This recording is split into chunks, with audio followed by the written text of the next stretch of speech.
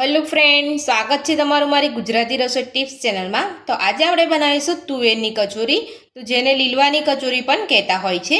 તો એકદમ સરળ રીતે આજે આપણે તુવેરની કચોરી બનાવીશું। તો ચાલો આપણે શરૂ કરીએ। તો તુવેરની કચોરી બનાવવા માટે આપણે અહીંયા મેં તુવેરના દાણા કાઢીને લીધેલા છે। તમે જોઈ શકો છો આપણે આ રીતના તુવેરના દાણાને ફોલી અને ધોઈને લઈ લેવાના છે। તો હવે આપણે અહીંયા દાણાને આ રીતે મેં અહીંયા કટર લીધું છે, એની અંદર આપણે બધા જ દાણાને પીસી લઈશું।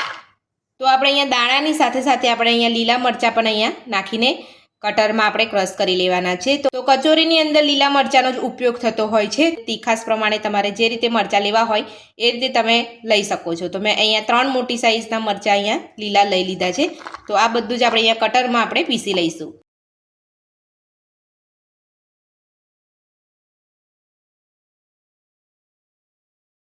તો આપણે અહીંયા મરચાં અને દાણા સરસ મિક્સ કરીને આપણે અહીંયા બધું પીસી લીધું છે।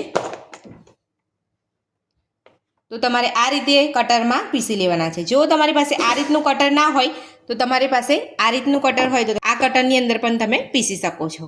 અને જો તમારી પાસે આ બી કટર ના હોય તો તમે મિક્સર જારમાં ચાલુ બંધ કરીને તમારે અધકચરા પીસી શકો છો। તો આ રીતના આપણે પીસાવા જોઈએ તમારે। તમે જોઈ શકો છો આપણે અહીંયા થોડા મોટા મોટા જ પીસ્યા છે। દાણા અહીંયા આખા ના રહેવા જોઈએ, મતલબમાં આ રીતના આપણે પીસી લેવાના છે। તો મિક્સર જારમાં તમારે ચાલુ બંધ કરતા જઈને આ રીતે તમે પીસી શકો છો। તો આપણે અહીંયા બધા જ દાણાને પીસી લીધા છે। તમે અહીંયા 500 ગ્રામ દાણા લીધેલા, તમારે જે રીતે તમારે અહીંયા કચોરી બનાવવી હોય એ રીતે તમારે અહીંયા દાણા લેવાના છે। તો ક્રશ કરેલા દાણાને આપણે સાઈડમાં મૂકી દઈશું અને હવે આપણે કચોરીનું ઉપરનું જે પડ આવે છે એ બનાવવા માટે આપણે અહીંયા લોટ બાંધી લઈશું। તો કચોરીના ઉપરના પડ માટે આપણે અહીંયા 2 વાટકી ઘઉંનો લોટ લીધો છે।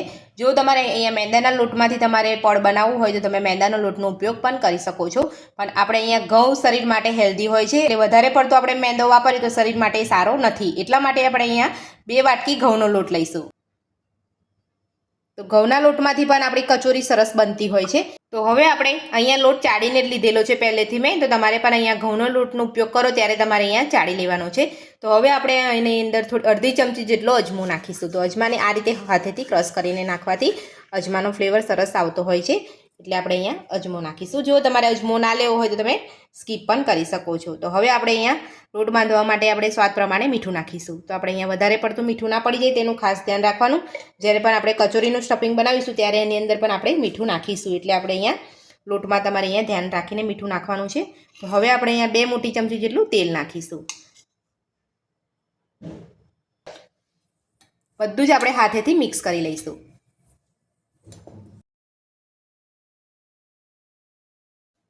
તો આપણે અહીંયા બધું સારી રીતે મિક્સ કરી લીધું છે। હવે આપણે અહીંયા થોડું થોડું પાણી ઉમેરતા જઈને લોટ બાંધી લઈશું।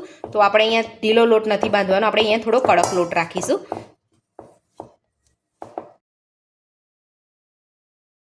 તો લોટ આપણો બંધાઈને અહીંયા તૈયાર છે। તો તમે જોઈ શકો છો આ રીતનો તમારે અહીંયા થોડો કઠણ રાખવાનો છે, બહુ વધારે પડતો ઢીલો નથી રાખવાનો।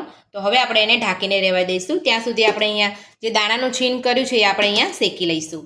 તો તુવેરના દાણાનું છીણને શેકવા માટે આપણે અહીંયા 3 મોટી ચમચી જેટલું તેલ નાખીશું। તેલને આપણે ગરમ થવા દઈશું। તો તેલ અહીંયા આપણું ગરમ થઈ ગયું છે। તો હવે આપણે એમાં 1 નાની ચમચી જેટલી રાઈ નાખીશું। તો રાઈને આપણે અહીંયા સારી રીતે તતડવા દઈશું। તો રાઈ તતડી જાય એટલે આપણે અહીંયા મીઠા લીમડાના પાન નાખીશું। હવે આપણે એમાં 1 નાની ચમચી જેટલા સફેદ તલ નાખીશું। ત્યારબાદ આપણે 1 નાની ચમચી આપણે હિંગ નાખીશું। બધો જ વઘાર આપણે સારી રીતે તતડી જવા દઈશું।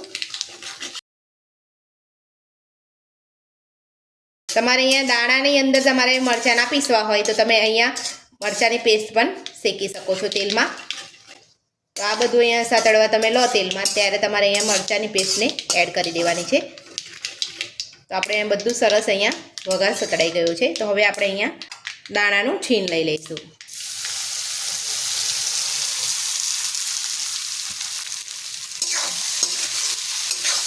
તો આ રીતે આપણે બધું જ મિક્સ કરી લઈશું।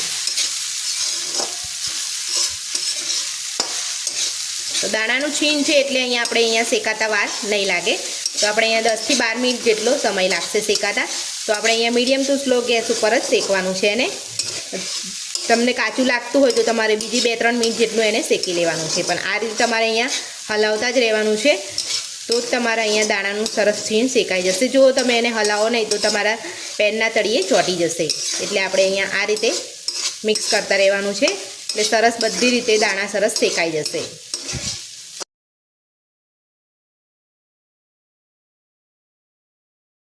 તો તમે જોઈ શકો છો આપણું છીણ અહીંયા શેકાઈ જવા આવ્યું છે. તો અહીંયા કલર પણ થોડો બદલાઈ ગયો છે. તો હજુ આપણે એને 4 થી 5 મિનિટ જેટલું શેકીશું.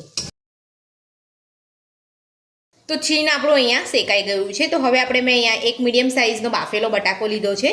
એને આપણે અહીંયા આ રીતે નાની છીણીથી છીણી લઈશું. તમારે આ રીતનો બાફેલો બટાકો ના લેવો હોય ને કાચો લેવો હોય તો તમારે જ્યારે આ છીણ તમે શેકો ત્યારે જ એ છીણ આપણે બટાકાનું કરી અને તમારે છીણ સાથે જ બટાકાનું છીણ શેકી લેવાનું છે, એટલે તમારું બટાકાનું છીણ સરસ શેકાઈ જશે. તો હવે આપણે અહીંયા બટાકાને છીણી લઈશું.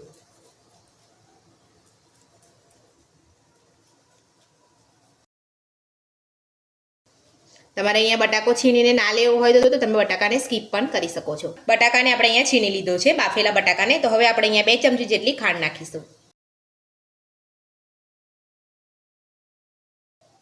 સ્વાદ પ્રમાણે મીઠું નાખીશું. અડધી ચમચી ગરમ મસાલો નાખીશું. 2 ચમચી લીંબુનો રસ નાખીશું. હવે આપણે બધું જ મિક્સ કરી લઈશું.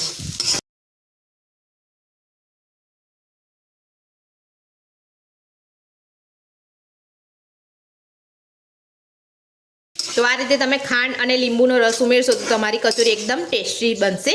જો તમારી પાસે લીંબુ ના હોય તો તમારે અહીંયા લીંબુના ફૂલ પણ તમે અહીંયા લઈ શકો છો.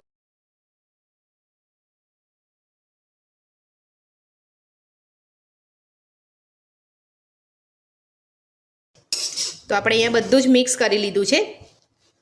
તો હવે આપણે એને 1 મિનિટ જેટલું છોડી દઈશું. એમ જ જે ખાંડ આપણે નાખી છે એ ઓગળી જાય એટલા માટે. તો છીણ આપણું અહીંયા શેકાઈ ગયું છે. તો હવે આપણે એમાં લીલા ધાણા નાખીશું.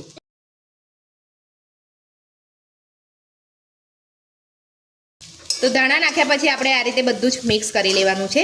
તો હવે આપણે આ બધું મિક્સ કરી લઈશું. ત્યારબાદ આપણે ગેસ બંધ કરી લઈશું. તો હવે આપણે અહીંયા થાળી કે ડીશમાં કાઢી લેવાનું છે અને એને ઠંડુ થવા દેવાનું છે. અહીંયા કચોરીનો માવો ઠંડો પડી ગયો છે. તો હવે આપણે લોટને ચેક કરી લઈશું. તો આપણો લોટ અહીંયા સરસ સેટ થઈ ગયો છે. તો હવે આપણે એમાંથી પૂરી જેટલા લુવા કરી લઈશું.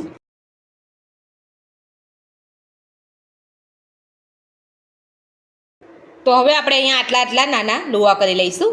આટલી સાઈઝના આપણે લોટમાંથી બધા જ લુવા કરી લઈશું.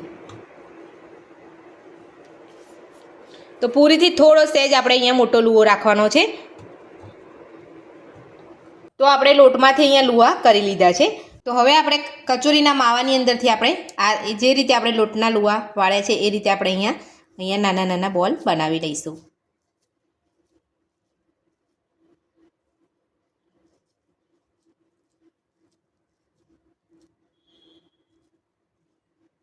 તો આ રીતે તમારે બધા જ બોલ બનાવી લેવાના છે. તો આપણે અહીંયા બધા જ બોલ વાળી લીધા છે. તો હવે આપણે અહીંયા નાની પૂરી વણી લઈશું. તો પૂરી વણ્યા પછી આપણે જે અહીંયા કચોરીનો જે માવો બનાવ્યો છે એ અહીંયા ભરી લઈશું. તો આપણે અહીંયા પૂરી જે રીતે વણો તમે તો અહીંયા પતલી ના થઈ જાય વધારે અને વધારે પડતી જાડી ના રહે, તેનું ખાસ ધ્યાન રાખવાનું. તો આ રીતની તમારે અહીંયા પૂરી વણી લેવાની છે. તો તમે જોઈ શકો છો મેં અહીંયા થોડી જાડી જ રાખી છે. તો થોડી આપણે અહીંયા જાડી જ રાખવાની છે. તો હવે આપણે જે અહીંયા તો કચોરીના માવાનો જે આપણે અહીંયા બોલ બનાવ્યો છે એ આપણે અહીંયા લઈ લઈશું અને આ રીતે આપણે બધી સાઈડથી કવર કરી લઈશું.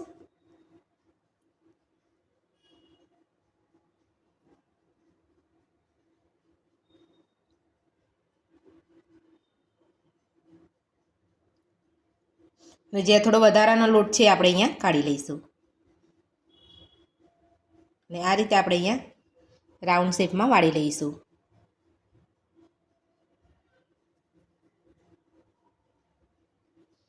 તો આ રીતે આપણે બધી જ કચોરી બનાવી લઈશું. તો આપણે અહીંયા બધી જ કચોરી બનાવી લીધી છે. તો હવે આપણે અહીંયા તેલ ગરમ કરવા મૂક્યું છે કચોરી તળવા માટે. તો આપણું તેલ અહીંયા ગરમ થઈ ગયું છે. તો હવે આપણે કચોરીને તળી લઈશું.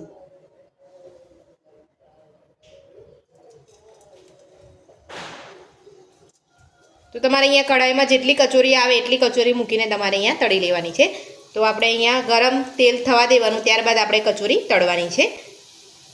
અને કચોરી તળીએ ત્યારે ખાસ ધ્યાન રાખવાનું છે કે આપણે ગેસ ફૂલ નથી રાખવાનો.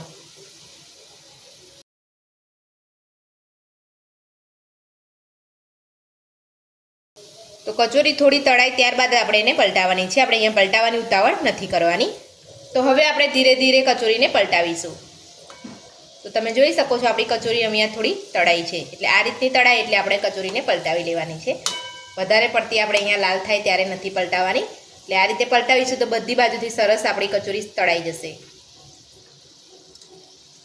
તો તમે જોઈ શકો છો આપણે અહીંયા વધારે પડતી કચોરી નથી તળાઈ. એટલે આ રીતે આપણે અહીંયા કચોરી તળાય એટલે પલટાવી લેવાની.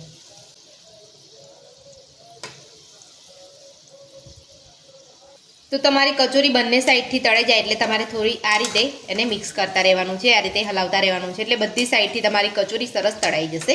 તો કચોરીમાં ભરવાનો જ્યારે માવો બનાવ્યો ત્યારે આપણે અહીંયા દ્રાક્ષ કે કાજુનો ઉપયોગ નથી કર્યો. જો તમારે દ્રાક્ષ ને કાજુનો ઉપયોગ કરવો હોય તો તમે અહીંયા કરી શકો છો. જ્યારે તમે તુવેરનું છીણ અહીંયા શેકવાની તૈયારી કરો ત્યારે તમારે તેલમાં થોડા કાજુને ફ્રાય કરી લેવાના છે અને દ્રાક્ષને પણ. તો દ્રાક્ષ કાજુ તમારે તેલમાં ફ્રાય કરી લેવાના છે. પછી તો કચોરીનો માવો તૈયાર થઈ જાય ત્યારબાદ તમારે બધું અંદર એડ કરવાનું છે. તો તમે જોઈ શકો છો આપણી કચોરી અહીંયા તળાઈ ગઈ છે બધી સાઈડથી સરસ. તો હવે આપણે તેલમાંથી કાઢી લઈશું. તો બધું જ તેલ આપણે આ રીતે કાઢી લેવાનું છે. અને તમારે આ રીતે તમારે કાઢવું હોય તો તમે આ રીતે પણ તેલ કાઢી શકો છો. તો બધી કચોરી આપણે આ રીતે તળી લઈશું.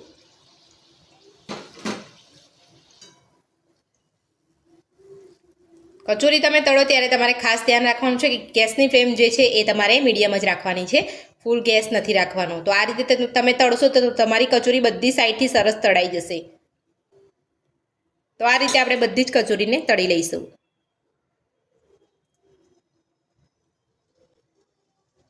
તો બધી જ આપણી લીલવાની કચોરી બનીને તૈયાર છે. તો તમે જોઈ શકો છો હું અહીંયા તમને એક તોડીને બતાવી દઉં છું.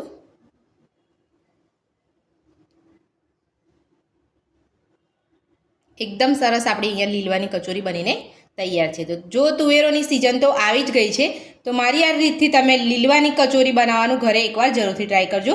ખૂબ જ સ્વાદિષ્ટ બનતી હોય છે. તો જો તમને મારી આ કચોરી બનાવવાની રેસીપી ગમી હોય તો મારા વિડીયોને લાઇક કરજો, ચેનલને સબસ્ક્રાઈબ કરજો, તમારા મિત્રોને જરૂરથી શેર કરજો. Thank you.